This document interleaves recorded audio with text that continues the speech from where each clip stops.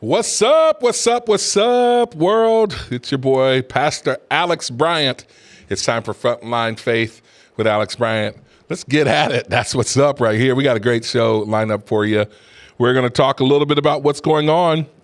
Just a lineup. Trump, it started off, he's with his executive orders. The guy's only 2 days in the office, and he's hitting it on DEI. Now, people have been sending me messages. What do you think about this DEI stuff? Aren't you upset? As a black person, aren't you mad? Isn't that going to set us back? I have some thoughts on it as a black man. I have some thoughts on it as a Christian man. We'll tell you a little bit about what's going on and how it affects us, because this is Frontline Faith with Alex Bryant. We have a special guest that we'll have on the show. We have Colonel Scott McChrystal. He is a military and an American hero. This man has served over 30 years in our military active duty. He served at West Point. He was there during 9/11. He's an active duty Vietnam vet. He's a good friend of mine, and he's a Springfield native. His brother is a general who led the surge in Iraq and helped us get us out of that war under President Bush under President Obama. This is a great man, and he's going to be with us, joining us in studio. We'll bring him in here. I'm a guest out here at our studio in Rogersville. So shout out to Planet 417, Will Worsham, and thanks for giving us the opportunity to host us here. If people are asking me and sending messages, hey, how do we find you? And remember, we're eventually going to be, we're going to try to be exclusive on YouTube and on Rumble. But for the while, we're here on Facebook. You can see us here, planet417.com. There's an app. If you want to get the app, you can listen in your car. You can listen wherever you are, anywhere in the United States from the app, planet417.com. That's where we're streaming at right now. Play that. Click that up one more time. Planet 417. That is our streaming network. They're hosting us here graciously. And so if you go to planet417.com, you can watch the show anywhere you are. And then you can watch it on the app. You can download the app and all that good stuff too. So, we'll have Colonel McChrystal in. That'll be there. Then we'll give our top 3 stories of the hour. We'll talk about the Laken-Riley Act that passed. And Laken-Riley, the nursing student down in the University of Georgia who was killed by the criminal illegal alien. We'll go with that and tell you a little bit about that. Trump demands an apology. I don't know if you saw the bishop that went off on him, the woke bishop. Got some thoughts on that. We'll give you that. That'll be in the top 3 stories of the hour. And then our fake news. There's some fake news. Well, this isn't fake news, but CNN, they're laying off hundreds of staffers. And so we'll talk about that. And then we'll go into our final segment. What's everybody talking about? That's how we play it here. So let's get it popping with the big deal. The big deal? Opening news story.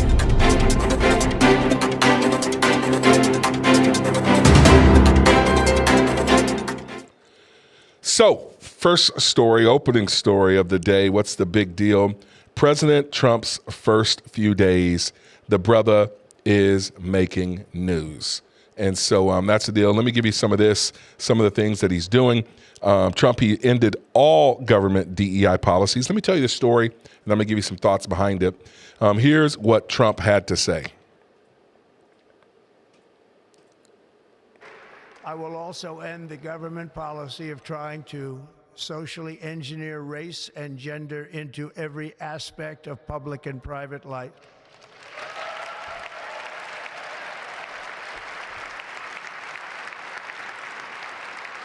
We will forge a society that is colorblind and merit-based. I will also end the government policy of trying to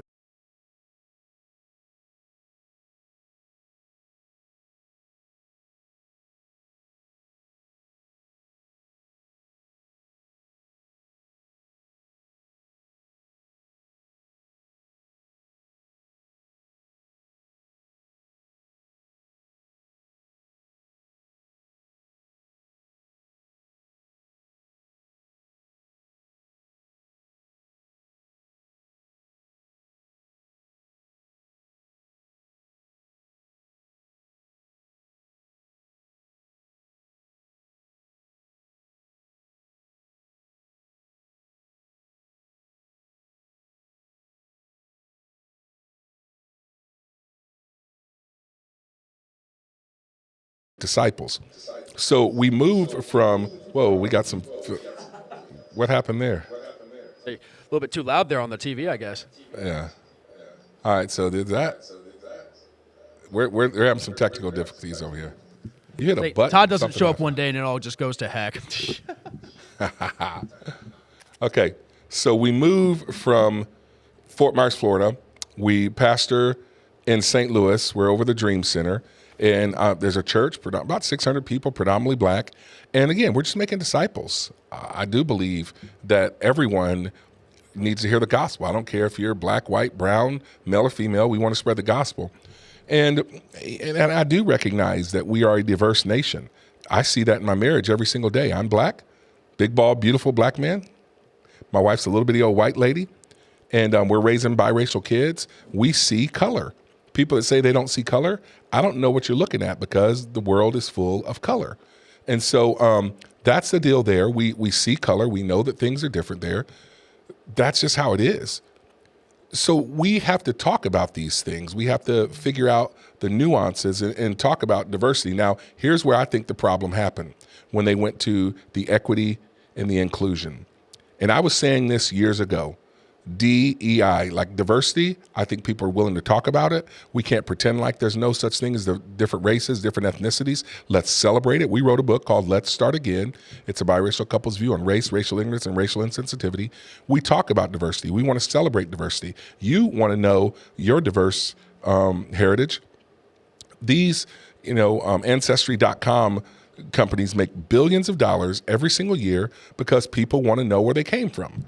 They're part Scandinavian, they're part this or they're part that. That's a natural thing. And so it is natural for people to want to talk about that. So diversity, yes, we're a diverse country, we're a melting pot, we get it. But the equity and inclusion, that's where the problem comes in. And so Trump's trying to get rid of that stuff. Here's the official executive order that he posted. And so it says this. I got to go to the readers for this one right here.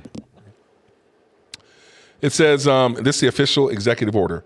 Terminating illegal discrimination in the federal government. A, the following executive actions are hereby revoked. Executive Order 12898 of February 11th, 1994. The federal actions to address environmental justice in minority populations and low-income populations.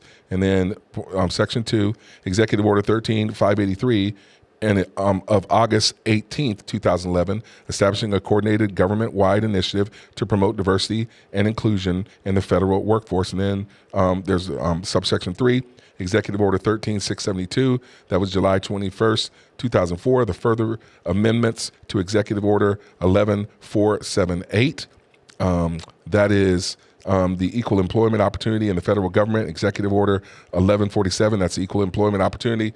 It's also the President Memorandum of October 5th, 2016, promoting diversity, equity, and inclusion. And then Section B, the federal contracting process shall be streamlined to enhance speed and efficiency, reduce costs, and require federal contractors and subcontractors to comply with our civil rights laws accordingly. Executive Order 11246 of September 24th, 1965, Equal Employment Opportunity is hereby revoked. For 90 days from the date of this order, federal contractors may continue to comply with the regulatory scheme in effect on January 20th. So basically what they're saying is this. And you go back to like the history of where we were at. You go back to the 50s, the 60s. We needed affirmative action because you had a lot of the power, the authority. Everything was in the hands of white people. And they were discriminating our culture, our society. We know that. That's why Martin Luther King, our civil rights, people that went before us, they fought so that we could go to civil rights. We could have change our civil rights. So what ends up happening though is you start to see some laws change. We start to see some equality. So then you start to see in our systems. And this is where people don't want to talk about stuff. Systemic racism, is that a thing? Is it not a thing? That's where I believe we need to have conversations. Are the systems still set up for racism? Is the culture set up for racism? I think that people get opportunities. I'm not saying that there's not some cultures that need to be examined, but that's where we as a society right now are having our major issues. We're fighting over, hey, is there systemic racism? Is there non-systemic racism? I would prefer us to have conversations on this. Remember, Martin Luther King, he had a dream. I'm gonna play this video on that. Even though we face the difficulties of today and tomorrow, I still have a dream. Yeah. It is a dream deeply rooted in the American dream. I have a dream that one day this nation will rise up and live out the true meaning of its creed. We hold these truths to be self-evident, that all men are created equal. I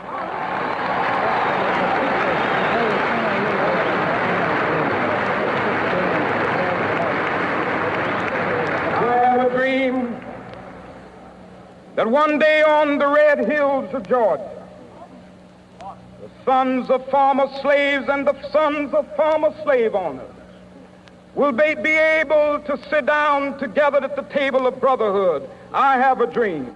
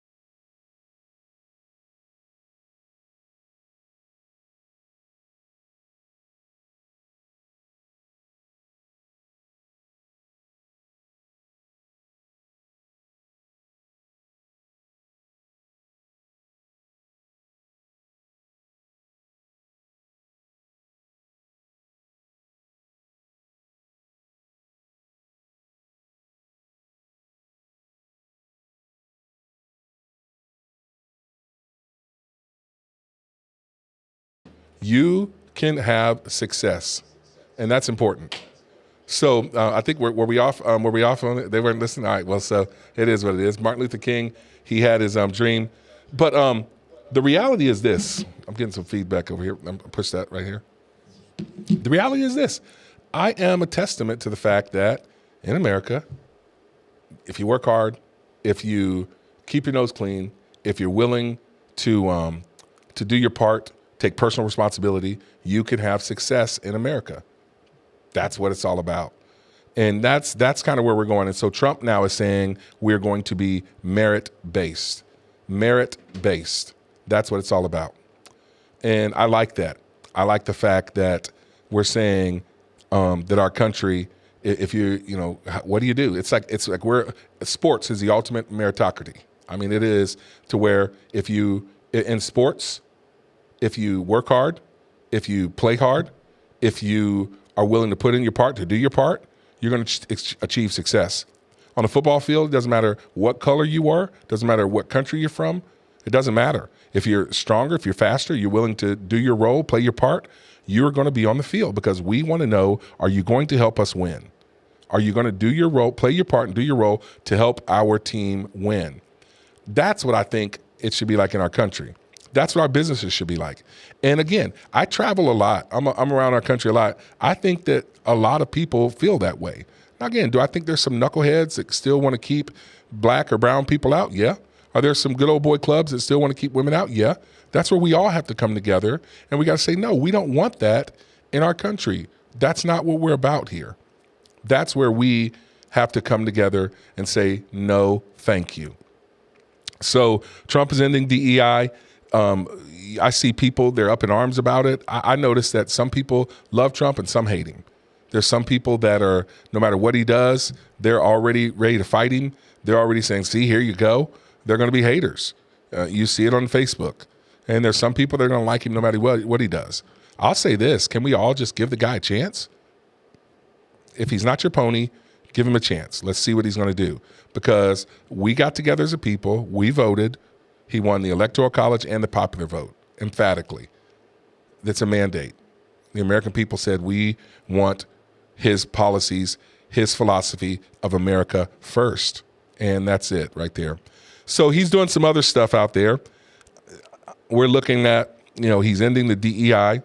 Second thing is that he's making some deals, man. He said we're going to win on day one. Trump highlights his partnership with the investing companies for AI, artificial intelligence. $500 billion investment. Let me give you this story. Check this out.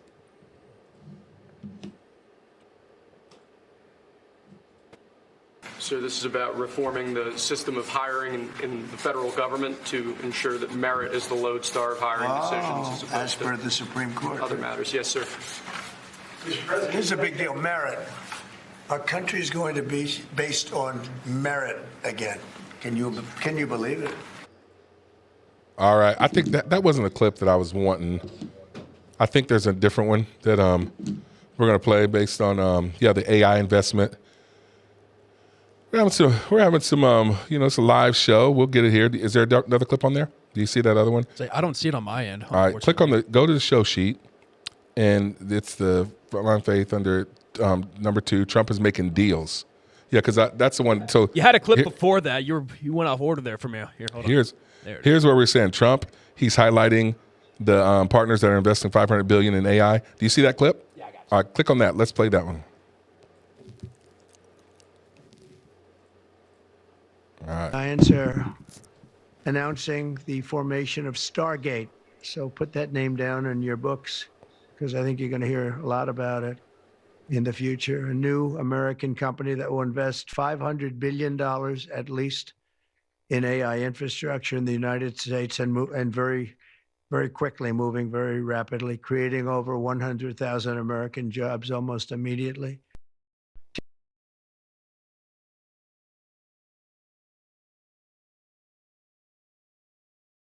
About this joint venture investing in the infrastructure for AI. Now, I've said this before. I'm scared of AI. I've seen all the Terminator movies. You know what I'm saying? Look, turn me right here on this one. I want you to see my eyes on this one. I've seen Terminator 1. I've seen Terminator 2, 3, and 4, Judgment Day, all of them. I've seen Arnold Schwarzenegger, coming at you, trying to, Terminator. I've seen The War of the Worlds with Tom Cruise, where the machines all rise up. I saw War Games. That goes back to the 80s with Matthew Broderick. That was one of the first ones where global nuclear war, the machine takes over and they launch missiles on their own because they're like, you humans are all messing up. I've seen it. I've seen what AI could do. I watch movies. I don't like AI. But the reality is it's here. It is here. And who's going to be the ones to control it? Is it going to be in the hands of the United States, or is it going to be in the hands of China? That's the question. And you look at these companies like OpenAI, Oracle, SoftBank. They have formed this partnership, and they're saying, we want America to be players in AI. In order for that to happen, you got to have energy. They're building these infrastructures, these AI infrastructures, these data holding centers, because AI basically gets all the data. It's like that movie with Johnny Depp, Transcended or something like that. They get all the data and they got to be housed somewhere. It's got to be housed in these big old warehouses. And so they have to invest in these things. They're building the first one down in Texas. And so we need to, when you're looking at this initial investment is expected to be about $100 billion, and it could go about 5 times that. So that's what's happening. You look at these partnerships with these other companies that are saying we want to invest. That's better than just government jobs or government handing out money to everybody, sending people stimulus checks. I would rather companies who are making money in some new industry that we know it's going to be global, worldwide. Why not have these companies investing? And that's what Trump is saying. That's what he's after. That's what he's trying to do. The guy is a leader in that. Now, here's another thing. When he was signing executive orders on his first day in office, Trump said that, he was asked a question. He was signing all these executive orders, and one of the reporters said, hey, so where's your first trip going to be? He's like, well, usually it's England. He goes, unless, last time it was in Saudi Arabia. They said, hey, we'll invest $450 million or $400 million in the United States if you come here. So he's like, I'll go there first. They're going to invest 450 or 400 billion, not million, billion. And so he goes, hey, I'll go there again if they want to. He goes, there's got to be probably a little bit more, since, inflation and everything. So, he's like, I'll go there if they want to invest 550 billion in the United States. I'll take a trip there. That'll be my first trip. It's the art of the deal. Trump says these things. He says them out loud. All these countries are listening. They are, because the next thing you know, there's one of the crown princes in Saudi Arabia says, hey, we want you to come here because we're willing to invest 600 billion in the United States. Check this out. This is Trump talking about it. So first foreign trip typically has been with UK, but I did it with Saudi Arabia last time because they agreed to buy $450 billion worth of our product. I said, I'll do it, but you have to buy American product, and they agreed to do that. They bought $450 billion. It was the least reported story I've ever been involved in. And now, where are you planning to go now? Well, I don't know. If Saudi Arabia wanted to buy another 450 or 500, we'll up it for all the inflation. Mr. President, you say you were going think to I probably- end the So yeah, Trump's saying, hey, Saudi Arabia, we're gonna, you want to invest? I'll come over there, and I love it. And so that's the deal there. And then we talked about before Trump, he's getting rid of the DEI and the agencies. That's the stuff that's happening up there. Trump's making stuff happen. He is making it happen in the government. We had Congressman Burgess Owens of Utah. He made the announcement about Trump getting rid of DEI. This is a black congressman from Utah. Check this one out.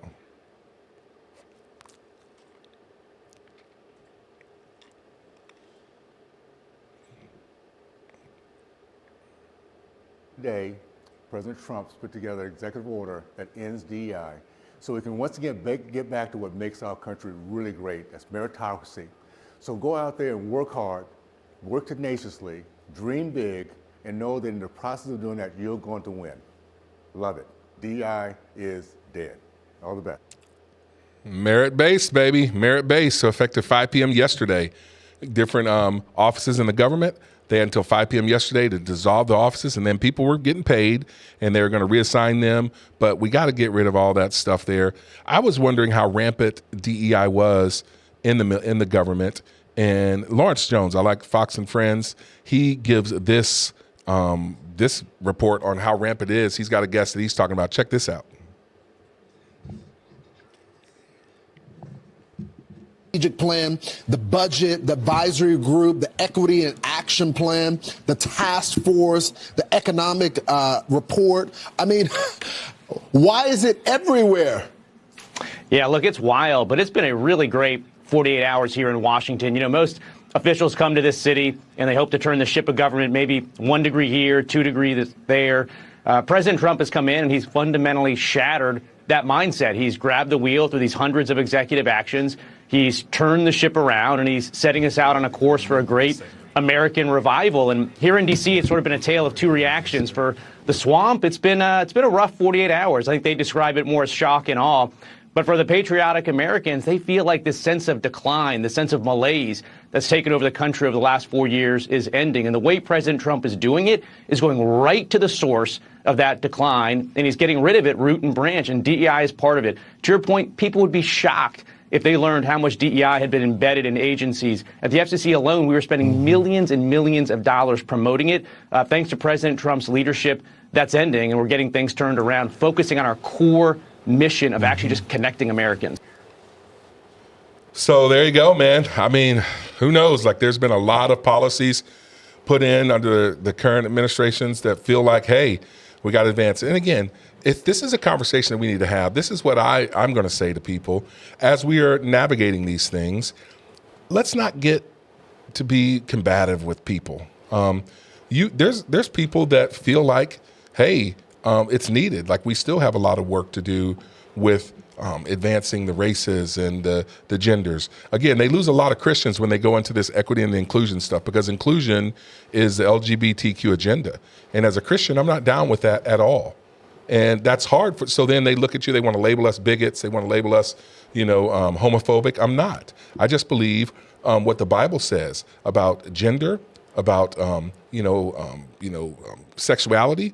And most of us too, the Democrats lost a lot of people when they started to put that ideology on kids. I don't want kids I don't want my kids having sex with their heterosexual sex, not until you're married. So it comes down to our religious beliefs. When you force those things on us and when you try to push that on our culture, that's when we stand up and say, no, we're not down with that.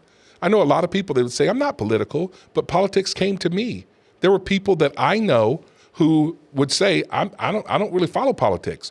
But when they start doing this stuff with kids, grooming kids, transgender stuff, when they push that, the books and all this, they're like, they made me pay attention. That's the problem. And so, these cultural issues that are really theological issues, that made a lot of people engage and talk about these things. And so when you look at the inclusion part, you went too far. You went too far. As a black person, I want there to be conversations about how can we celebrate diversity? How can we not have a problem with diversity? How can we get to where it's merit-based, where people don't see race, where we do have participation from all kinds of people, doesn't matter what ethnic you are. If you're the right person for the job, let's have you do it. And I know a lot of women that would say, yes, we want women to have opportunities. And we all want that. If you're qualified, we want you to be there.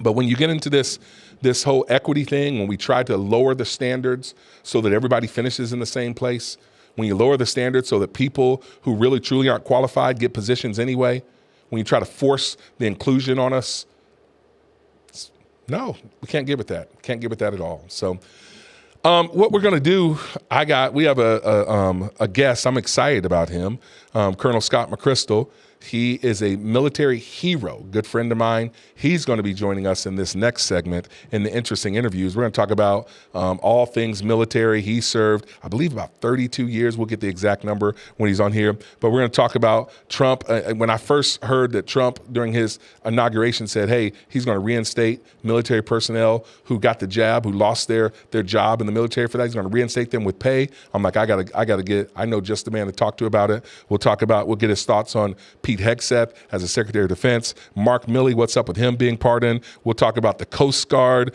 Commandant, Admiral Linda Fagan, that was terminated because of DEI and other stuff. There's another Army secretary that's a 4-star general that got fired for meddling over trying to get somebody promoted as a lieutenant and stuff.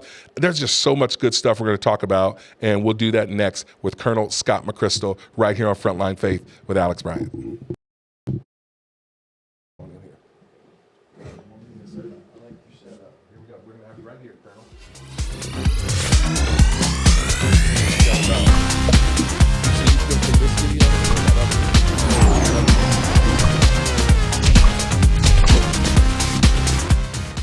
We're putting the Colonel on 1. Let's get that microphone situated how you want it, because it's going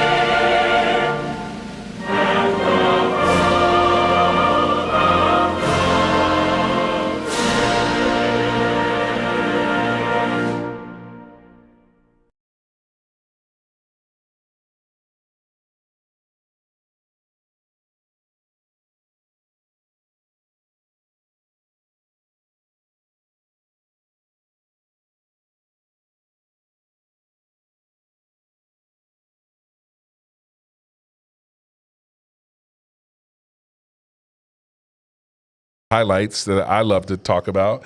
During 9/11, he was with the cadets at our academy up there, the West Point. Yes, sir. And I remember, Colonel, tell the story like when you heard about 9/11, you were with the cadets. I love it when you tell that story.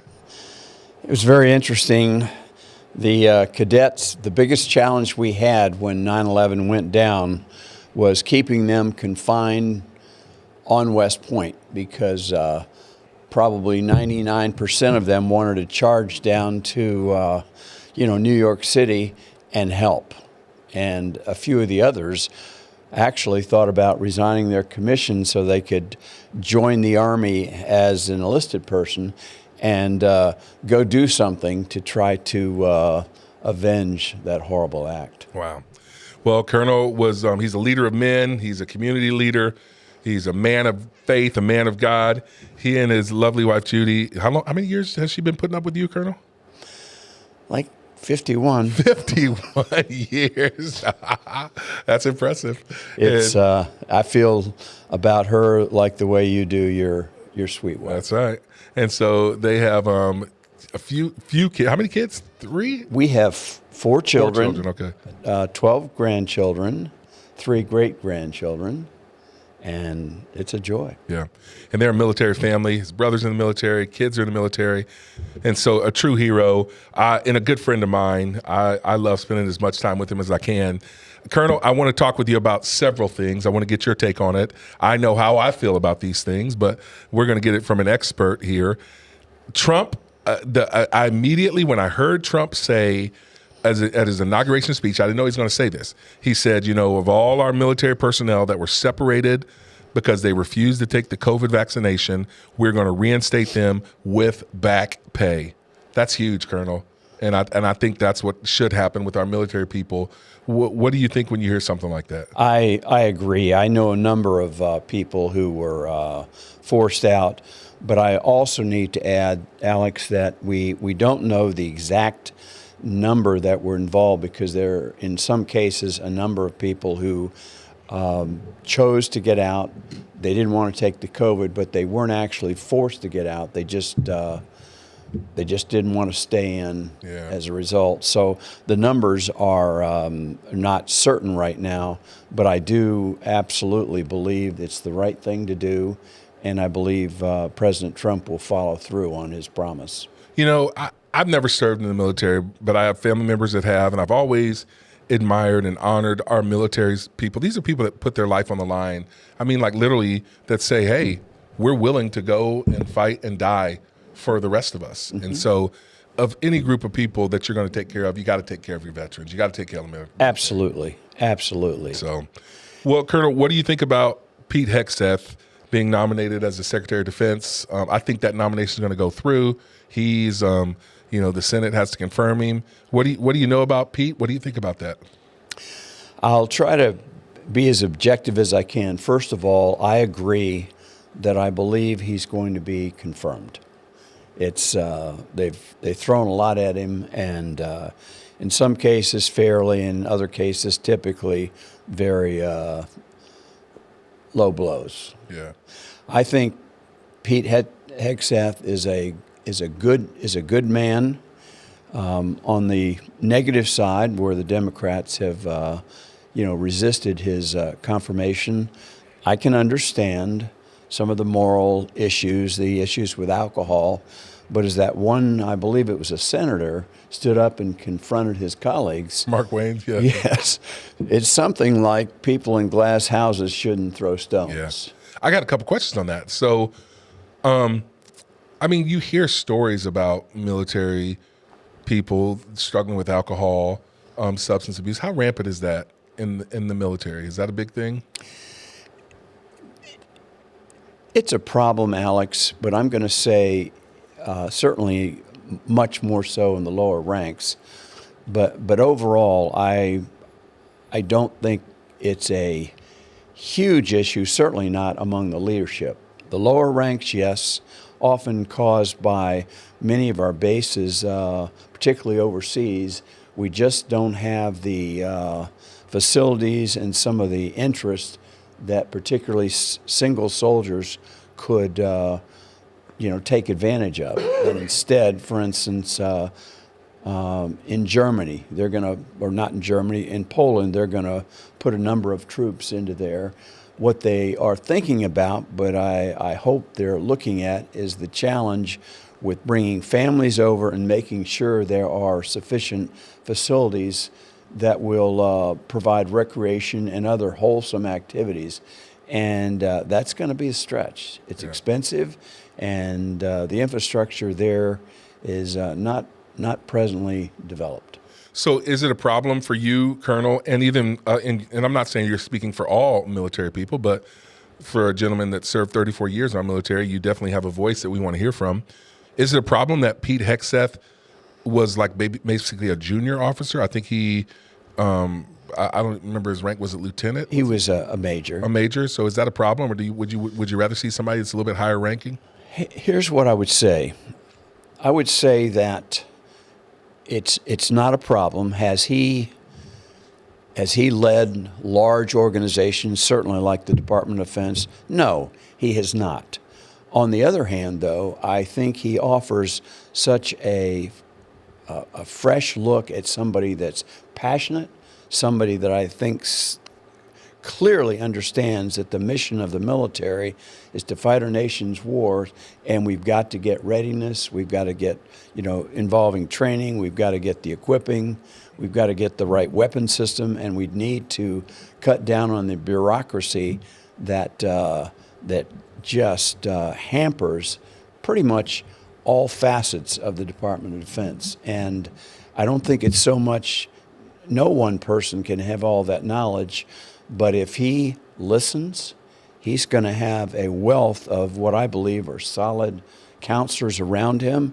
And if he will listen and just use his, his passion and his vision, I believe he'll be fine. Yeah. Here's why I think that he got the job, because I read his book, The War on Warriors. Like, he wrote a book before this, and it's the Battlefield of the Mind. He talks about how DEI and CRT is permeating our schools. They're saying that they're not teaching it, but it's in the, he's like, they baked it into the cake. Good author. The guy's a brilliant guy. He's went to Harvard, and I think also Yale, maybe. He went to both those schools.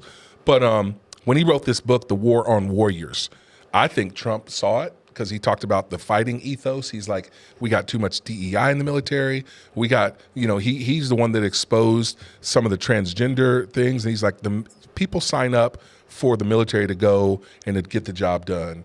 It does take a different person to sign up for military. You got to be a protector, probably one that's understands conflict is necessary sometimes. There's some people in our society and in our culture that's like, avoid conflict at all costs, even if that means that you compromise to the point of weakness.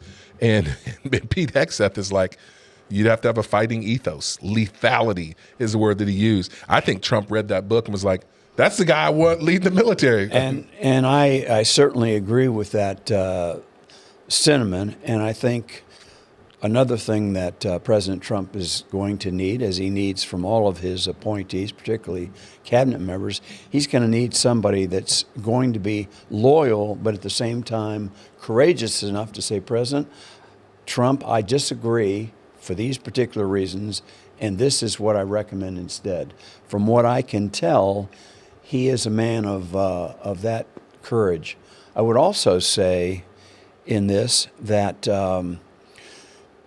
he's made mistakes, but I think Pete, in front of the, all of the confirmation process, he's been transparent. He's been honest. He said, I've made mistakes.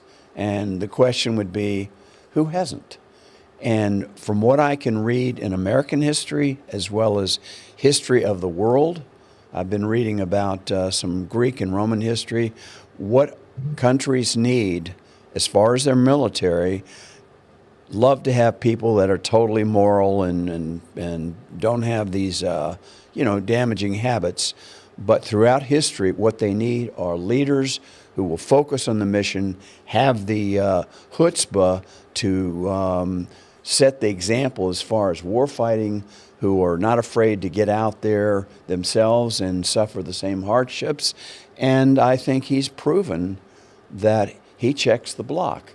Of course, We don't know until moving forward how well he'll be able to handle that. But who is able to step into an enormous job like that and know everything? Nobody. Yeah. We're talking with Colonel Scott McChrystal. He, 34-year military veteran.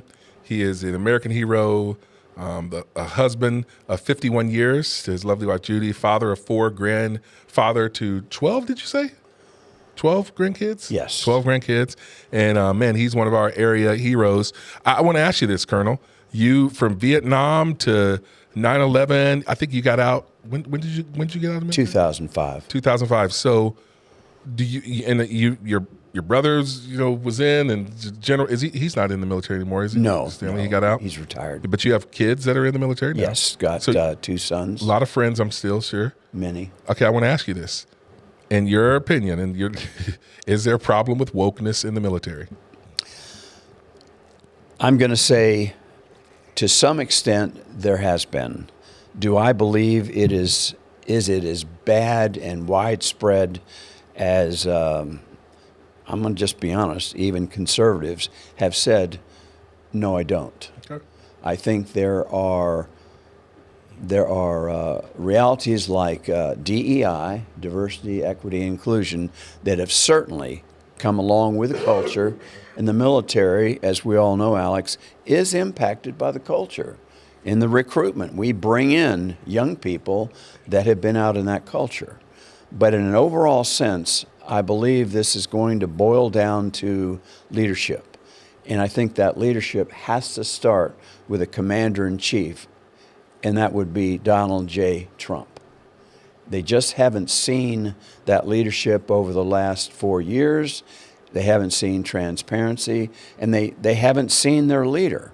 Already in his first couple of days, especially at that military ball the other night, I was so impressed with what he laid out and said he was going to do, and the obvious excitement that it seemed like everybody in the room, and there were thousands, had about what they could expect in the way of support from their commander. Have you ever been to like one of those military balls? No, I'll be honest, I really don't like attending official functions. I've been to a few at a lower level, but I think that'd be cool. All those gentlemen in suits and the ladies in there, that'd be cool. Brother, maybe I can talk to a friend and get you invited. I don't know about that.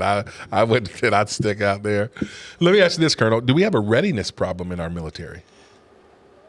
I'm going to say yes, and let me qualify it. Do I believe we still have the best military with all the branches on this planet? Yes. However, I don't believe we're budgeting enough for defense. I certainly don't believe that we're putting the necessary emphasis the way China and Russia's been getting on-the-job experience big time in Ukraine. But didn't they lose like 1 million soldiers? Is that like stuff true? Is that intel true? They've lost a lot, but my sources tell me they're learning a lot. So with the equipment and the weapons that we've been giving Ukraine, the Russians are quickly countering that and have gotten a lot smarter than when they invaded Afghanistan. How do you see war in the future being fought? Like, you were in Vietnam. You were down, there in the fields and stuff. I mean, you look at drones now. I hear people say the next war is going to be fought with drones, sitting by dudes and women and men sitting in air-conditioned little pods or whatever. I mean, is that reality? I think it's going to be a very complex approach. But in the end, Alex, and I'll go back to the Revolutionary War, when you considered a bunch of militia, farmers, barbers, cooks, you name it, other merchants, going against an army that was dominant across the world, you would have never thought it was possible. What was the difference?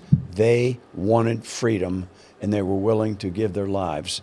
So first of all, I would say the fact that Americans appreciate freedom, and I do believe if we were challenged with another world war, some people would be surprised at how this country would step up just like it did during the previous wars.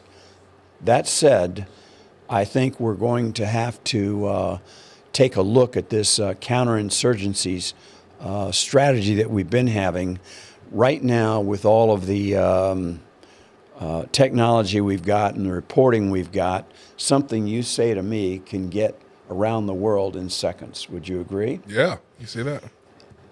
What we've seen over the recent past is that when a civilian gets hurt, a civilian gets killed, 3 get killed in an effort on our part to take out some bad actors, we react. We somehow think that fighting a military, war, battle is somehow has to be surgically pure.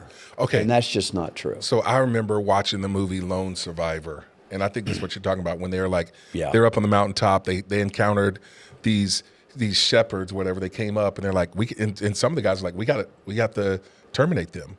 And there was this argument like, no, we can't kill them. We don't want to be seen on CNN. And then it turns out we lost a lot of people because they didn't kill those. One of those guys went back down. I guess he was a terrorist, or at least informed them. I mean, Colonel, like, what do you do in a situation like that? Because now hindsight's 2020. War's hell. I mean, I would have had to terminate them. Here's what I would say, Alex. I'm right with you. When you look at wars in the past, and you look at our dropping hydrogen bombs on Japan, Yeah. I believe in the end we saved lives. It would have been much worse had we not done that. The war would have been prolonged. Down through history, I think that when you've got bad actors, there's a saying, you've just got to mow the grass. You've got to take it out, just take them out. And in the case of these radical Muslim people with their, and I'm talking about the extremists, with their ideology, there is nothing short, and I think experience shows it, that we're going to be able to do to make these people change their mind. They are going to go to the nth degree, and they will die for their cause, and no amount of effort to rehabilitate them or change their mind is going to work. I'm not talking about the masses of Russian people or Muslim people. I think they're fine, but the ones that are just steeped in this ideology and they want to destroy Israel, frankly, they want to destroy us. Yeah. I don't think anything but force, deterrence, not just diplomacy, deterrence is going to keep them at bay. You know, this is, Colonel, when you're saying this, and we're talking with Colonel Scott McChrystal, 34-year military veteran, active duty, taught at West Point. This is why it's important to have men of high character, men of, I believe, men of faith like you that are making these decisions, that are weighing these things out, because and, you know, when we're talking about putting America first and Americans' lives first, I'm not a warrior, but I want men who are warriors to be there protecting us. It reminds me of that movie, A Few Good Men, with Jack Nicholson. He's like, look, you want me on that wall. You need me on the wall. You talk about words like honor, code. You use them as punchlines at a party. But when we fail to keep those and hold up those values, people die. And that's a reality of what war is. There are bad actors in the world who do bad things, who have nefarious intent, that are crazy, and you can't reason with crazy. That's something I've learned. You cannot reason with crazy. And so we have to have military people who are willing to do what it takes, lethality, focusing on a mission to keep America safe. That's really what it's about. And so I agree. Now, I will disagree on one area, and I wish I didn't have to. Down through, for instance, the Civil War, Revolutionary War, wars, battles up to the present, which would you rather have? Would you rather have a doctor who may not have great character, but he's a great surgeon, versus somebody that's got great character, but they're not a good surgeon, and your life is on the line? Yeah, I mean, yeah. And so what I say when I look at history and try to parse it and really look at reality, I would love to have somebody with just immaculate character and so forth, but I'm I'm very concerned about their ability to lead, to motivate, to, in this case, keep the mission in mind, keep the American people, what's best for them. And I think, and a guy that I would characterize that meets that would have been somebody like Norman Schwarzkopf. There was no doubt who was in charge, and we prevailed. I mean, that's why you need military people, military men and women leading the military. I want to kind of, we're sticking with this. We're talking with Colonel Scott McChrystal. We're talking all things military. I want to go to some of this. You look at the leadership. Trump's desire is to rid the military of ineffective leadership. There's a couple of things that I saw. Admiral Linda Fagan, she was the Coast Guard commandant. She was terminated over the border lapses, the recruitment, and DEI focus. What do you know about that situation? Here's what I would say. The military does not take relieving a 4-star admiral or general lightly. They did their homework over months, and in her defense, I will say, leading the Coast Guard, and she was the first female to do that, is an immense job. Until a few years ago, I had no idea of the length and breadth of what Coast Guard responsibilities were. But after all of the research and investigations, it seems plain, and I only have public knowledge like you do, that she was not up to the task. And then throw in the fact that she was putting more emphasis than she should have in diversity, and sort of lauding that.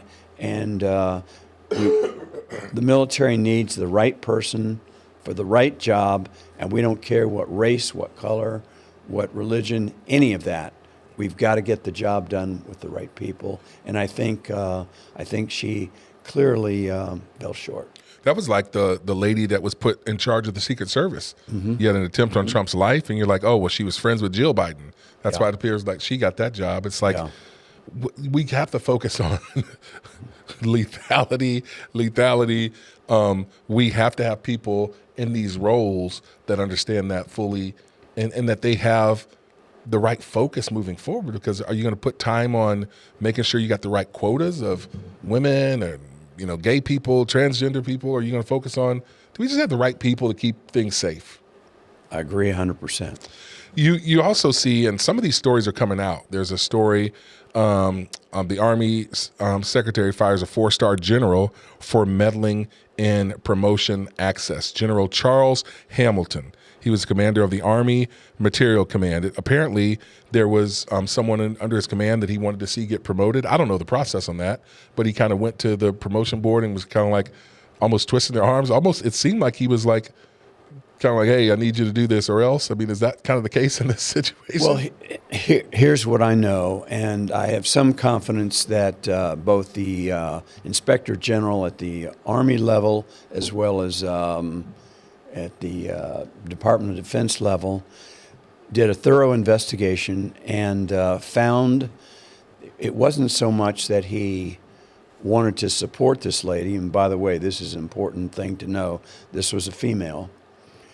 It's that he interfered and actually made phone calls to the people who were sitting on this panel, which is a definite no-no. It's like me saying, hey, I need you to do me a favor. I know it's not right, but we got to get this person through. And in this case, it was not for promotion. It was for selection to battalion command. This is a lieutenant colonel. The Army has done a great thing in my mind over the last several years. They have seen some holes where people were doing well coming up through the ranks, but they had let some things go. They had gotten out of shape. They just didn't remember some of the basics they would need to command. And so they formed these boards, and these boards are so secretive. For instance, the people that were on the panels actually couldn't see the person that they were talking to. There was a curtain.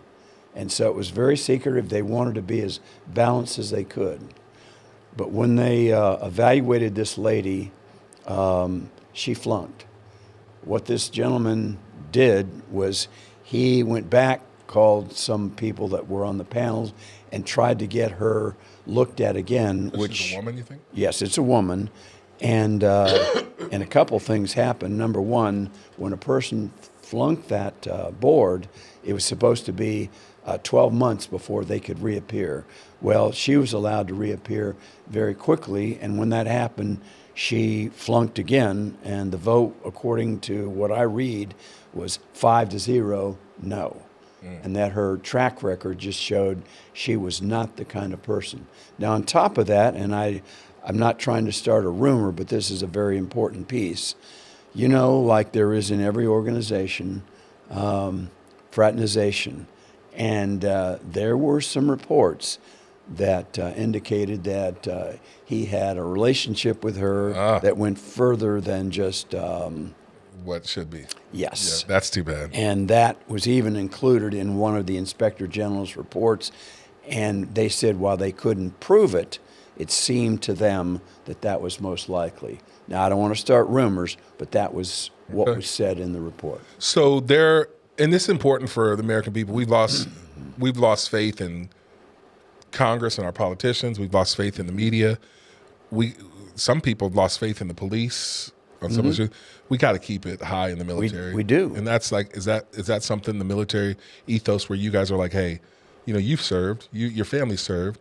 You want to keep that high? Is that why it's important to have good leadership? Absolutely. And I think for the most part, whether you're talking about a 4-star general all the way down to a sergeant or a corporal, I think we have generally good leadership. I do think with Donald Trump, and we're not expecting the man to save the world or save the military, but it's about leadership. And I think regarding the military, it's fair to say that everything rises or falls on leadership.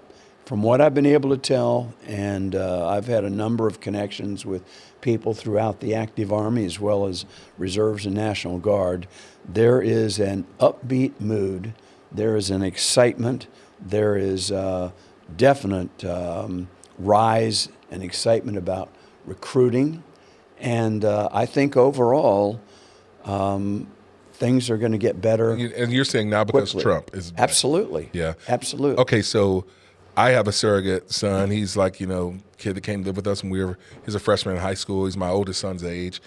His name's TJ. He's in the military. He's out at Fort Irwin out in California. I think I've told you about him. He called me the other day, and he's just like, man, he goes, people are excited about Trump. He's a Christian guy. He's married now, and his wife is a Latino, and they're from Texas, and they were never really into, Trump or Republican stuff, but he's like, she sees it, and he's like, man, people we're talking to are like, yeah, it's better that Trump got elected now. Now we can do what we were hired to do. He said that he thought about getting out. He said he talked to a lot of people that thought about getting out early, that were thinking about making the military a career, but under Biden, they're like, no, we're not going to do it. It's like, he's like, they don't put an emphasis on leadership. They've lowered the standards. He's like, his wife Maya even says that. They because some women can't do as many push-ups as men. They can't run as fast, and so they've lowered standards for them. And he's like, now they're starting to lower it for other people that are identifying all this DEI stuff. That's an issue. It's an issue. I think anytime you lower the bar. Now, in that regard, I want to say something about women. I believe, there's some women that can do as much as you and I. You know that. A lot of them can do as much as me. I'm an old man. And I'm an old lineman. You're an old lineman. I don't think I've ever done I've done one. I've been able, in my life, I've been able to do one chin up at the height of when I weighed about 290. My senior year, I could do one pull or chin up, so I could do some dips. But yeah, dude, 290 pounds. Well, I'll just say this, though, strength and ability come in different shapes and sizes. If I met you in an alley, and I'm in good shape, and I'm no pansy, but I would run the other way. Thank you very much. Well, there you go. But I want to say this about women. I think it's tragic when anybody gives females in the military a hard time. And there is still some of that going. They have to prove themselves, whether they become chaplains or, fly jets and so forth. But I think it's getting better. It's been a slow haul. But in many cases, I think clearly women are better than men in a lot of the administrative positions. There's no doubt, and I say that from my own personal experience. So I'm thrilled that this is hopefully going to get balanced, and I hope that women who want to join the force, assuming they can meet the requirements, we welcome them and we need them. Yeah, there's a place for everyone. I mean, that's the thing that I heard Pete Hegseth talk about when he was going through his confirmation hearings. He's like, there's a place for women. There's a place. My son TJ was telling me that there's jobs for everyone. There's like, I don't know how many different jobs, but like hundreds of different jobs in the military. There's jobs for everyone, anyone. Yes. And I mean, and they teach you to be a better leader, patriotic. We need that. Do you think that there's going to be more patriotism now, now that Trump is in office? Unquestionably. And I think one of the things that is going to help the military is when you take things like, Vietnam, and I was a part of that, but you take the war in Afghanistan and the unfortunate way we withdrew, that hurt a lot of those veterans, particularly the ones who fought in Afghanistan. They're thinking, what did I do? It seems like it was all for naught. Yeah, that's terrible.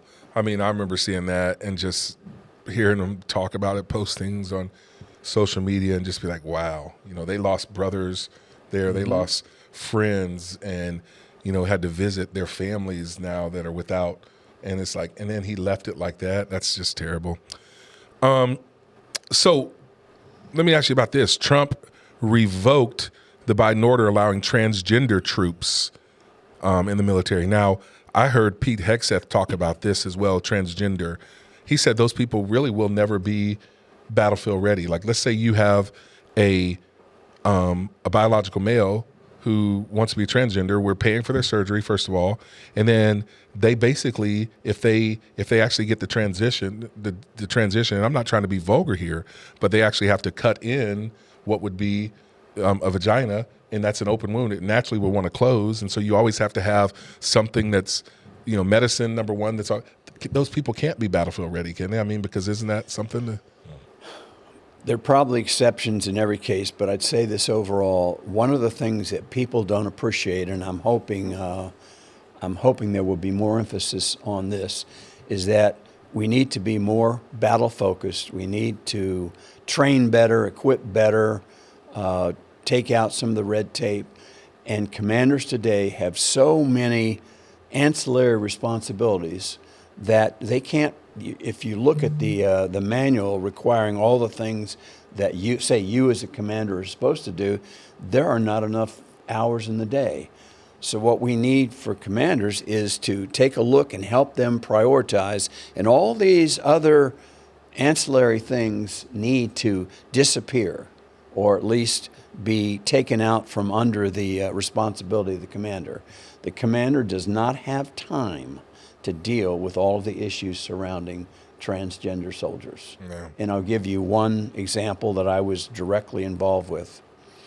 We have a chaplain that I was an endorser for. I was his bishop, so to say. And 8 or 9 weeks prior, and he was in a unit in Oklahoma, 8 or 9 weeks prior to the arrival of a particular soldier, he got a call from his commander. And the commander, interestingly enough, had just arrived to the unit, and he was concerned because this soldier had already indicated that he wanted to come to the base, and it was clear that his goal was to get transition surgery. And that's so why he came there. Yeah, that's why he came. And so between this chaplain and this transgender soldier and the commander, there was an inordinate amount of time and expense dealing with one person, and a typical battalion has at least 500, if not more, soldiers and a mission to take care of. It was absurd. Wow. So basically he was just using our military to get the surgery paid for. Yes. So if people want to be transgender, fine. But don't do it in the military. And not on our dime. That's There's no our place dime. for it. That's our dime. I mean, that's how I look at that Exactly. stuff. So I'm going to leave you on this question, Colonel Scott McChrystal. The Army is determined to meet its 2025 recruiting goals. We've not hit them in a while, the recruiting goals, I understand. Actually, and I'm going to say this to be fair, I think the present head of Secretary of the Army, the one that Christine Wormuth indicated, and I think her figures are accurate, that as of 2024 September, for the first time in a while, the Army actually did meet its recruiting goals. The Marines have done better, the Navy's had challenges, but overall, you're exactly correct, we haven't been able to do that. That said, though, from the day that President Trump was declared the winner, people signing up through the early sign-up procedures and so forth has spiked dramatically. Sure. And I think it's going to be a dramatic rise overall in young people who want to join the military simply because they see the support that their commander-in-chief is going to render. And they believe his promises, and so do I. That's awesome. Colonel, man, first of all, thank you for your service. Oh, no. For you and your family. It was a privilege. I'm going to have you do this. I mean, there's our camera right there. Right here, you're going to be looking at this camera right over here, Colonel. Just talk to that young person or that family that's has a young one in there, and they're like, I got some of our good friends I went to college with, played football with them, known him and his wife.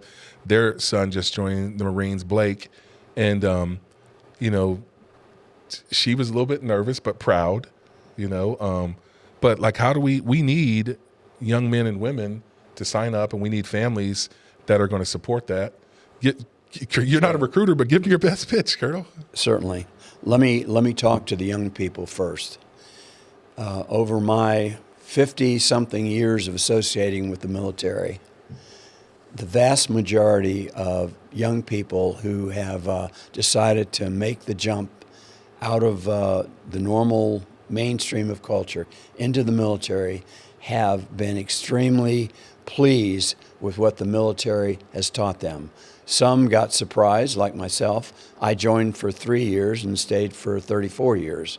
But, and so many of you might join and just say, this is an experiment, I'll try it. I don't think you can lose by stepping out. The military can teach you so many things about responsibility, discipline, and it will give you time, teamwork, unity, all sorts of things. And it will also teach you to be a less selfish person. And I think we all need that. So I would say now is a great time to join, but you won't know unless you're willing to take that chance. I don't think you would regret it. That's awesome. Now, to the parents, let me say this, and I'm going to say this from a faith perspective. At one time, not too long ago, we had both of our sons, our only two sons, both in harm's way in Afghanistan working with special operations. They were in a combat zone. And wow. And I reacted one way, she reacted another way. As a dad, obviously, I don't want to see any harm. I certainly don't want to see them killed. But at the same time, I believe God has a mission, a will for every one of us, every one of your children, and they weren't forced, they weren't coerced. They wanted to join the military, and we've simply supported it. If at some point they want to get out, that's fine. But so as a dad, I saw them fulfilling their God-given mission, which they're excited about. And if they'd gotten wounded or if they'd gotten killed, obviously I wouldn't want that. But you know what? For any young person in the military, and I'll say this to parents, our sons they're special to us, they're special to God. But you know what? Their lives are not worth any more or any less than your sons and daughters. And that's what I believe. So as far as you taking a look at the landscape and what happens if your son or daughter decides to join, I would encourage you to let them go. Don't push them, but support them if that's what they honestly feel is right now their calling. And if they do that, I can't promise. Nobody can promise. You can get killed. I could get killed in a parking lot out here. But I have seen God come through in so many cases, and I've seen young people so enriched by their experience, and the military enriched by their contributions. So I'd say, parents, this is a serious thing, but remember that while they're your children, they're God's children first. Wow. Colonel, man, that's a word right there. That's a word. I'm reminded of, I think it was Stonewall Jackson, who was known for his just bravery on the battlefield. Right? He was. He's like, I'm just as safe on the battlefield as I am on my bed because my hand is in the hands of God, and he knows every day, every hour. And that's kind of what I'm hearing you say, Colonel. Exactly. So, Colonel Scott McChrystal, thank you for joining us here on Frontline Faith. We're going to have you back, obviously. I had you on the radio show quite often. You're one of my favorite guests. You're a military hero, an American hero, and we are better for listening to you and hearing what you have to say. So thanks for joining us today on Frontline Faith. Alex Bryant. And my last comment, Alex, is you were wrong on one point this morning. You are a warrior, and I salute you and your staff for continuing to try to put out the truth. Thank you very much. Hey, thank you. So that's for you too, Matthew Frizzell, Frizzy Frizz, AKA. So, hey, let's do this. We're going to take a little pause here. We're going to give you take a little pause, really, just to get Colonel a chance to get on out here. You got to go do some mall walking with Miss Judy. Is that what the plan is for today? I'm actually going to, I will be doing that. I'll be meeting with a young man who wants to get into creating through nanotechnology better batteries. Okay. I know nothing except people that know something. There you go. So thank you, Colonel Scott McChrystal. Hey, top stories of the day. That's going to be next right here on Frontline Faith with Alex Bryant.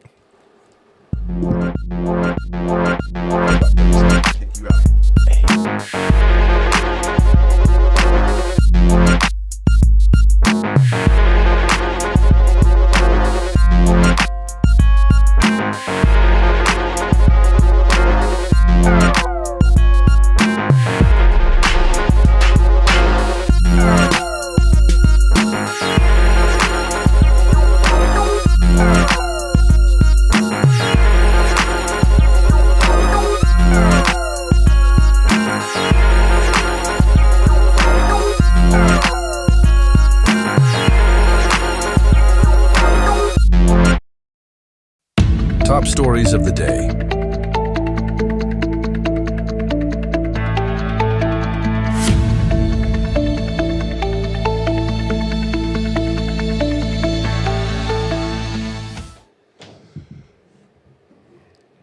All right, let's get to it. Welcome back to Frontline Faith with Pastor Alex Bryant. Top stories of the day. I got a few of them that I want to go over with you. Number one, the House and the Senate have passed the Laken-Riley Act. It passed, and now it's on its way to President Trump's desk. This bill would require the Department of Homeland Security, that's DHS, to detain illegal immigrants charged with crimes, like serious crimes, like burglary, minor theft, larceny, assault of a law enforcement officer, and acts causing death or bodily harm. Listen to this overview.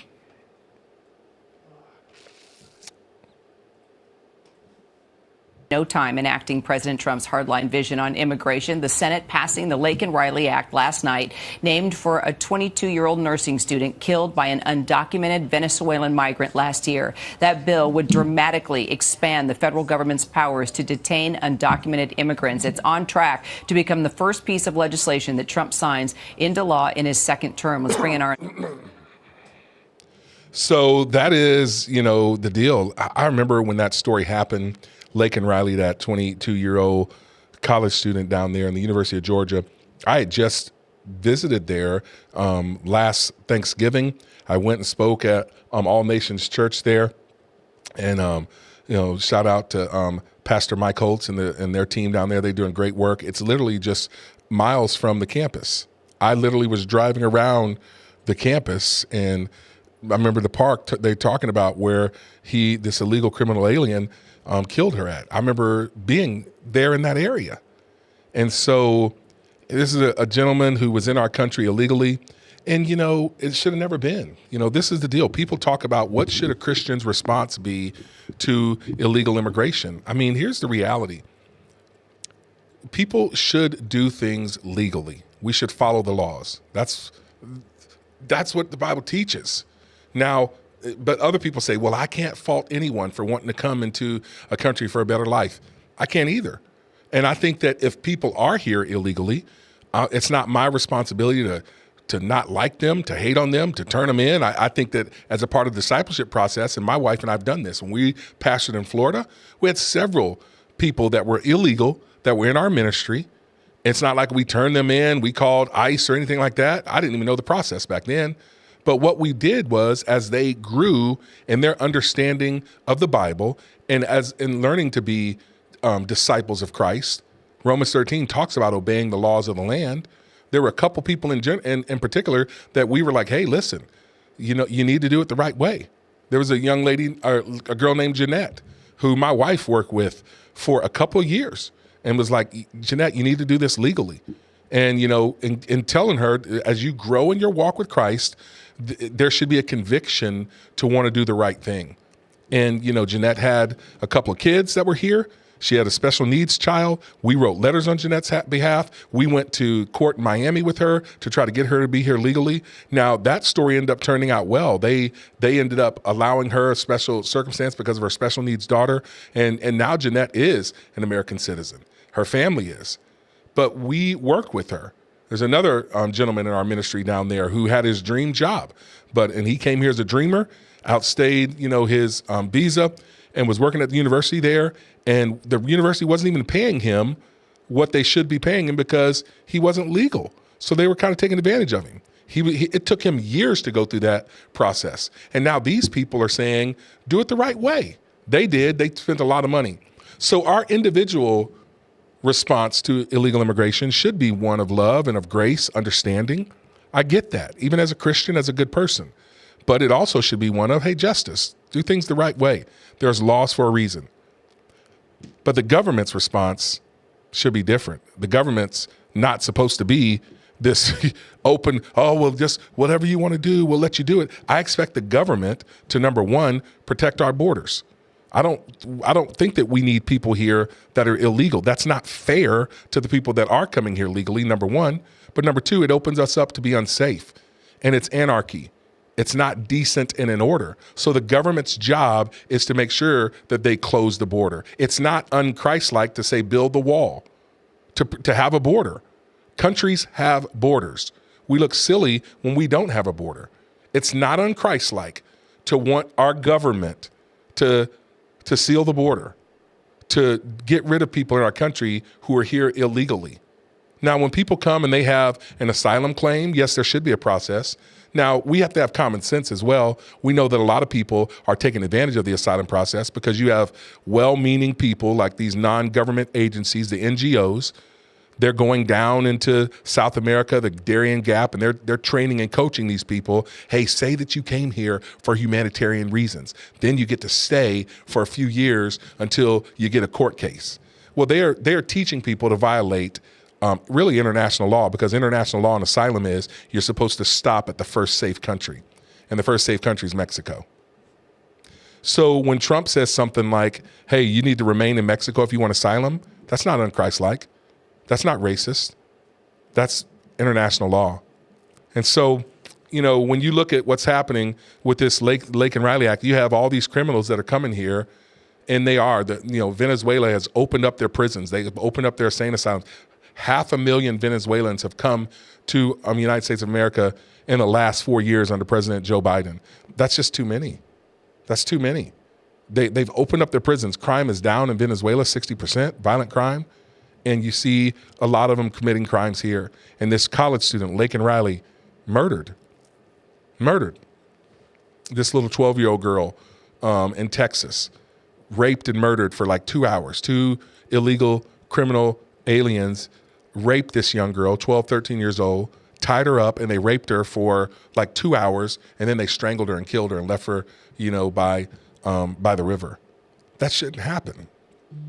Rachel Morin, the mother of 5, who was killed out, she's out for a jog, killed by an illegal alien, criminal alien, that they shouldn't be here. So it's not Christ-like, and it's not just for these cities, these states to say, we are not going to work with ICE, immigration control, to make sure that we get rid of and deport these criminal illegal aliens.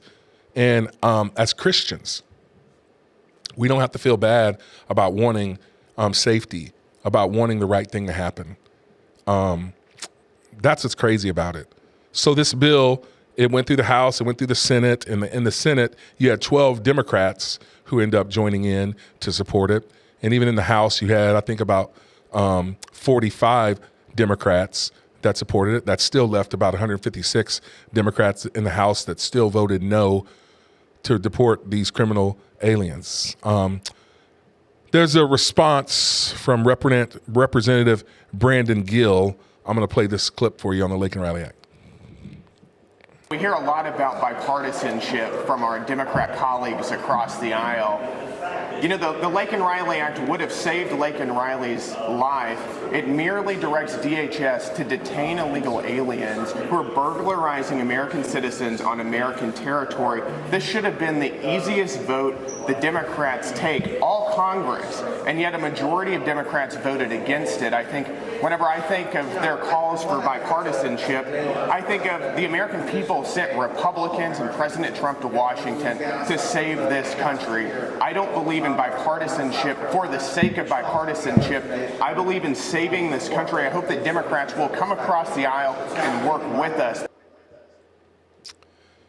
What a beautiful young lady who should still be with us.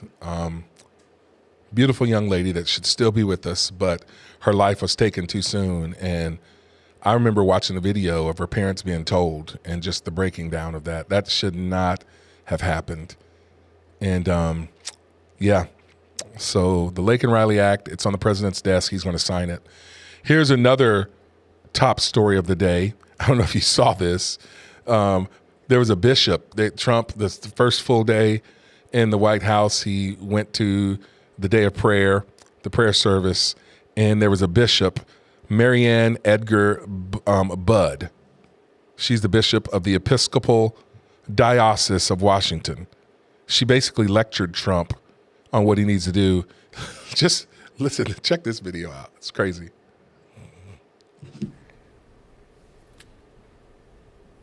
Let me make one final plea, Mr. President. Millions have put their trust in you. And as you told the nation yesterday, you have felt the providential hand of a loving God.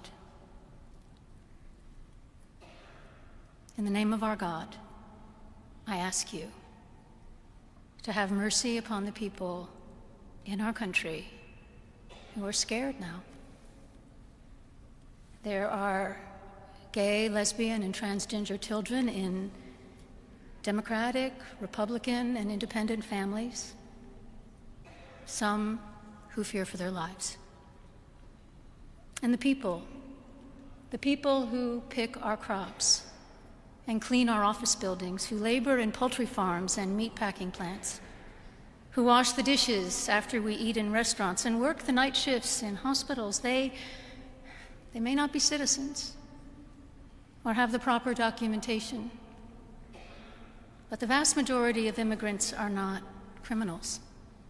They pay taxes and are good neighbors. They are faithful members of our churches and mosques, synagogues, wadara, and temples. I ask you to have mercy, Mr. President, on those in our communities whose children fear that their parents will be taken away, and that you help those who are fleeing war zones and persecution in their own lands to find compassion and welcome here. Our God teaches us that we are to be merciful to the stranger. for we were all once strangers in this land. May God.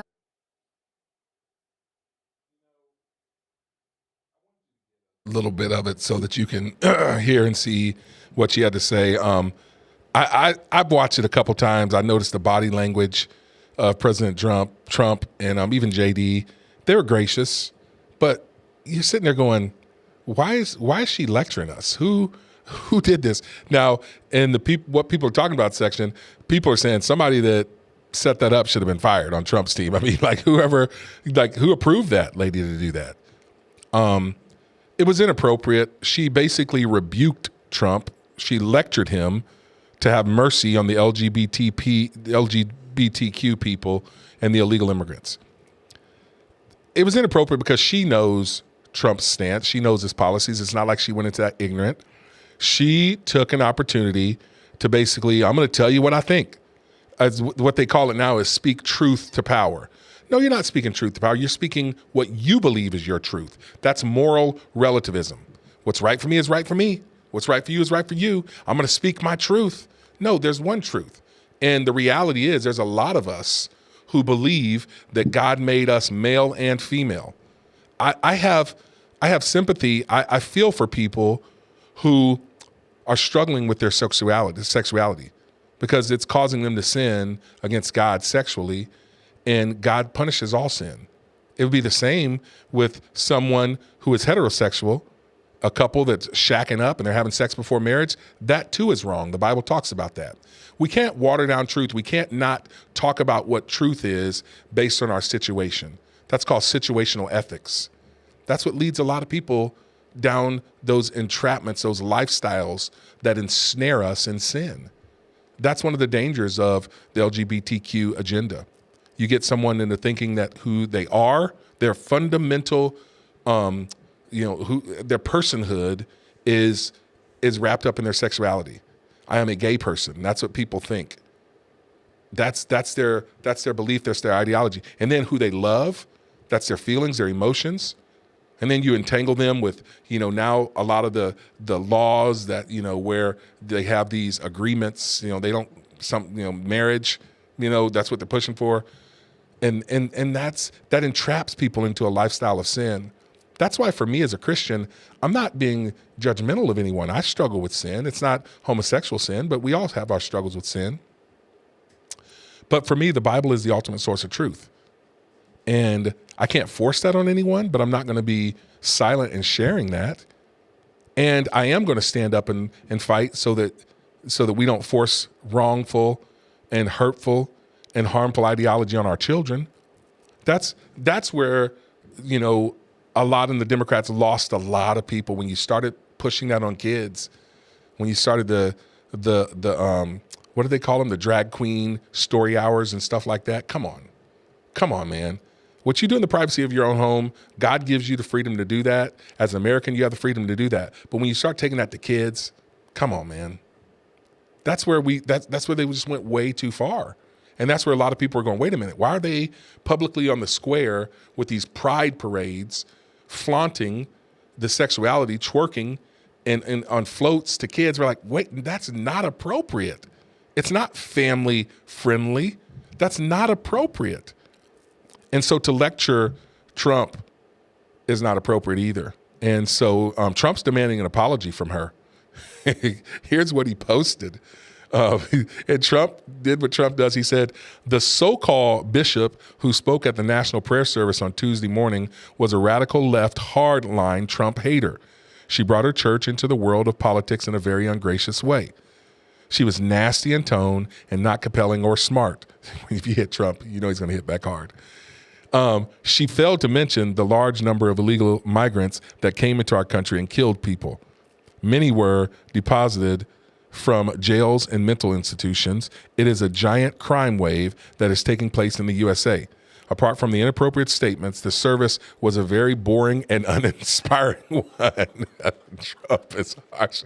She's not very good at her job. She and her church owe the public an apology. If you hit Trump, he's going to hit you back. There's just no denying that. Here's the last top story that I have. This is a crazy one. CNN, they are laying off hundreds of staffers in the first days of Trump's second presidency. Fake news, CNN.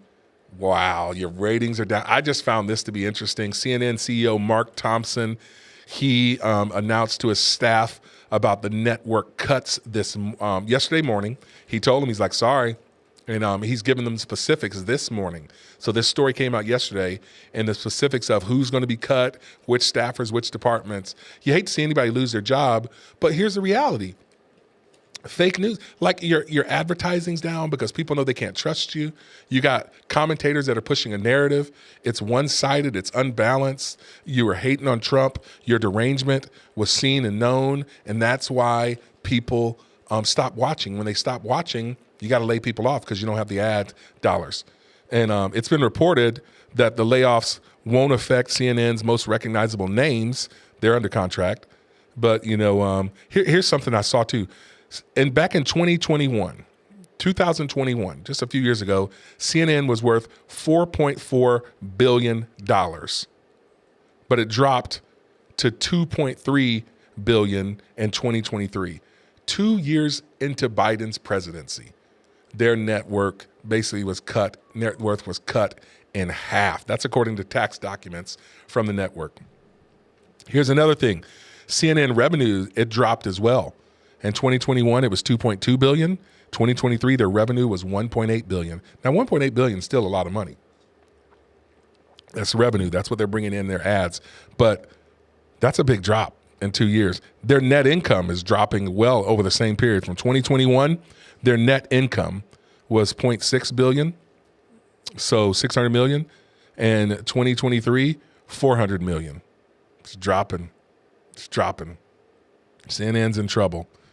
Fake news. It's fake news. It's fake news. And that CNN, Clinton News Network, the value is dropping. I knew it was going to happen. I'm Donald Trump, and I approve this message. That's what he's basically said. Hey, listen, we got one more little segment for you right here on Frontline Faith. Let's talk about what people are talking about. That's what people are talking about.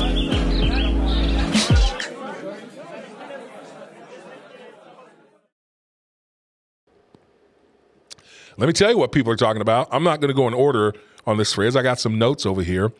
I'm going to give you this one. I felt sorry for this when I saw this. I was reading the news leader the other day.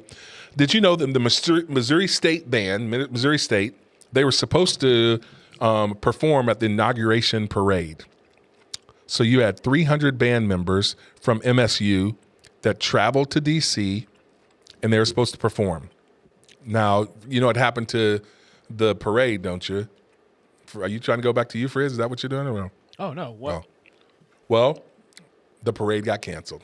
Oh, no. It was too cold. No inauguration parade. They took it indoors. So I feel bad. We had that's an honor, first of all, Missouri State Band being chosen to go and perform at the inauguration. Number one, I'm thankful that they didn't say no because of politics. I mean, some universities probably would. I'm thankful that Missouri State didn't because it's an honor to be able to go there.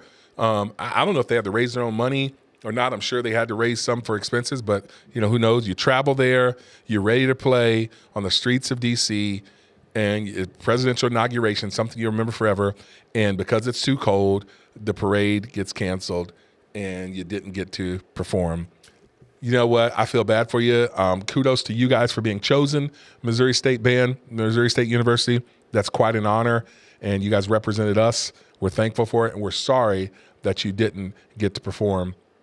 I hope there's another opportunity for you. So that's the deal there.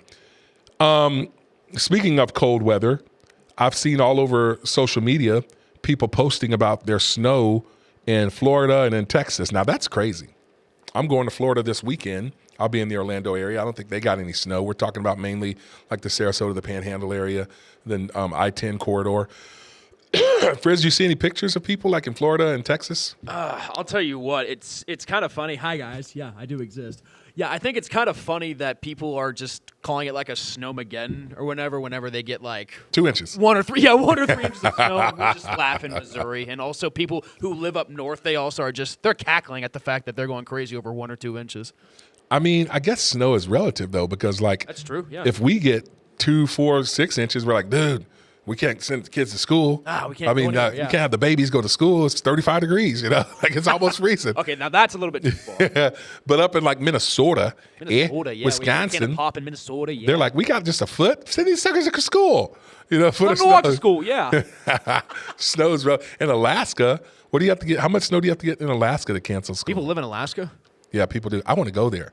You know, you heard about the Midnight Sun, right? Yeah, I know. That's why I want to go there. Experience that. I do too. Seriously. I do too. But I think it's funny. People down in Florida, some parts of Florida, I was born in Florida, they got a little bit of snow, and now they're talking about, we got to cancel school, shut everything down. We can't go to work. We got half an inch of snow. But I did see pictures of people, because like when we lived in Florida, you have a lanai. That's like your pool area, right? And you screen it in. Everybody has their screen-in lanais. And, there was snow accumulated on the lanai. That's screens. If you get an inch or two, that could weight that sucker down and mess up your screen and get into your pool, all this and that stuff. So, no, thank you. Crazy stuff. Florida and Texas got some snow. Here's another thing that people are talking about. I'm going to go to this one right here. Everyone is talking about Biden's last-minute pardons of his family. I mean, we mentioned it on the show last Tuesday. On his way out of office, the brother gave a pardon to Fauci, to the J6 committee, Liz Cheney and all them. Frizz has his look. Things that make you go, And so Biden, he ends up saying when Trump had already went to the stage, when, Trump was already about to start his speech, Biden says, oh yeah, signs it in the order, pardon my family, all my brothers, my sister, their spouses. And he took it back to like 2014 when they started all their trading and their secret deals and stuff like that. Put me over here. I got to give you this. That's shady. That's shady. Makes you go, Things that make you go, So here, check this out. Let's play this clip about this. President Joe Biden, this is what he said about these pardons back in 2020. Listen to this. Reminder. Well, it concerns me in terms of what kind of precedent it sets and how the rest of the world looks at us as a nation of laws and justice. Look, our Justice Department is going to operate independently on those issues, that how to respond to any of that. I'm not going to be telling them what they have to do and don't have to do. It's not my Justice Department. It's the People's Justice Department. In terms of the pardons, you're not going to see in our administration that kind of approach to pardons.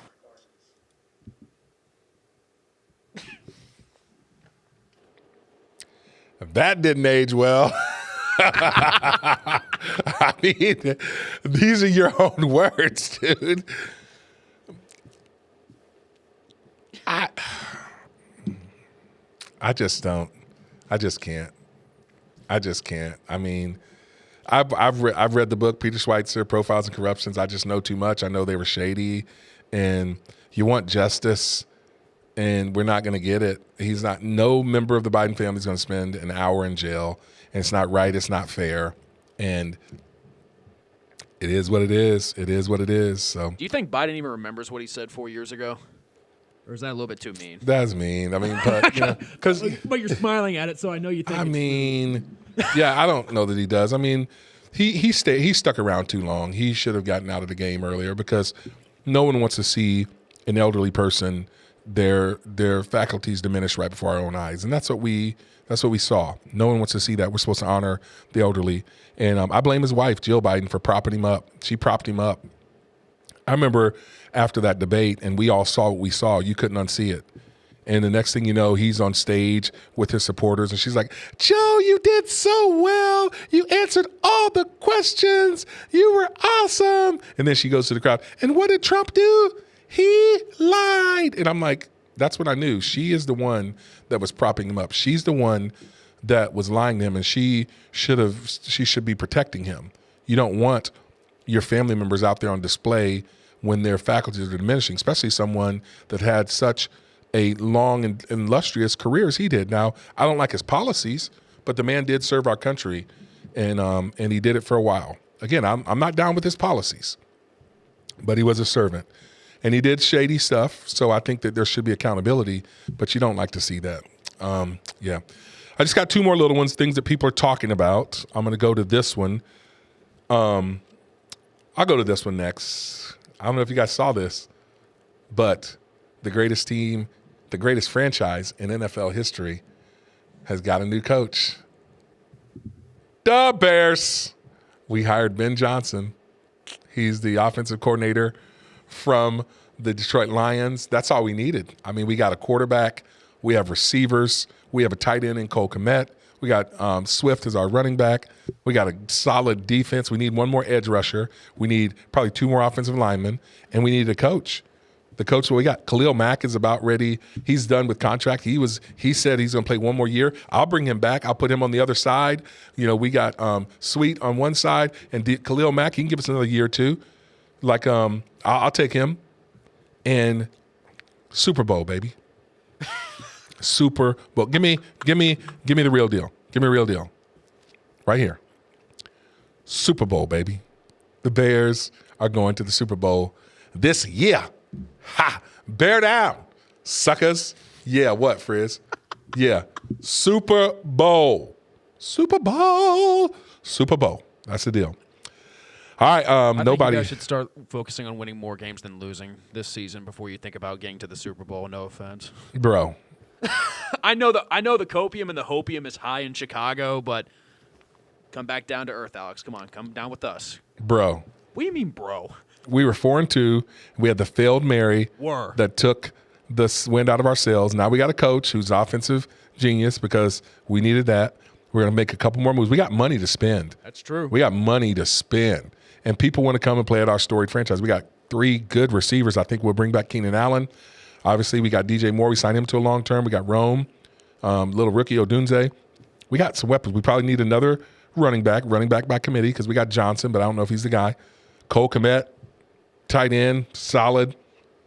We got William, our quarterback, Caleb Williams, LGBTQB1. He's legit. I mean, he paints his nails. I know, but how many fingernail colors did he have over the season? Do you know? I don't even look at those kinds of things. So. Oh, but some people do. I know there are some weirdos out there that do. My. Not me. Yeah, not me. But hey, how are you going to factor in that division? Because Detroit, Minnesota, and Green Bay aren't going to get any worse. So how do you factor that the Bears are going to be better in that division? Not true. Detroit, they lost their offensive and defensive coordinator. That's big right there. I still think they got good talent on that team. Yeah. Okay, they do have some talent. They got some weapons. But Goff, Jared Goff was playing out of his mind, and it was because he had a quarterback. He had an offensive coordinator that believed in him. I don't think they're going to be doing that this year. So coaching, Green Bay's overrated. You see the diva that's quarterback over there, Love. The Vikings, Sam Darnold, they don't have a quarterback. Are they going to re-sign him? They got the best receiver in the division, no denying that. Hey, Jettis, yeah. I mean, so you can't deny that. But the Bears have a chance. We got some weapons too. We get us a coach. We get us another DN. Yeah, and we've seen in these playoffs that all you need is a chance because there's a 6 seed that's going to be playing for an NFC championship next weekend in the Washington Commanders. I know. Who knew? Who knew that was going to happen? So yes, indeed. Let's move it on. Here's my final story of what people are talking about. I saw someone post this. When are all the Trump-hating celebrities leaving the country? I mean, he's back in the office now. When are they leaving the country? Because, if Trump wins, I'm leaving the country. What's up? I mean, when are you guys rolling? We'll help you pack. I mean, they're lamenting all over social media. How can we elect a criminal? You got people saying this left and right. They're going to, I can't believe it, Barbara Streisand, which I like Barbara Streisand. I like her music. But But why do they go in so hard on hating on people? Why do they go in? I don't get that. Like they get deranged. The novelist Stephen King, I never did like read any of his stuff. That stuff scares me. That dude's are you into that horror stuff? No. I'm laughing because I'm the same way as you, Alex. I'm not. No horrors for me. I don't roll like that. I mean, that dude's got some demons talking in his ears. I truly believe that. You got John Cusack. He was like the 80s and 90s actor. He says, I recommend not to watch 1 second of the inaugural Snuff film currently being broadcast. It is totally meaningless. Ice-T, the rapper or the actor, he's a rapper turned actor. He said, if a felon, all caps, can become president, why keep it on job applications? Just saying. Now, that's their narrative. Trump is not a convicted felon. He's a manufactured felon. That was all part of lawfare strategy. And they did it. They went after him. It was shady. They trumped up these charges, trumped them up.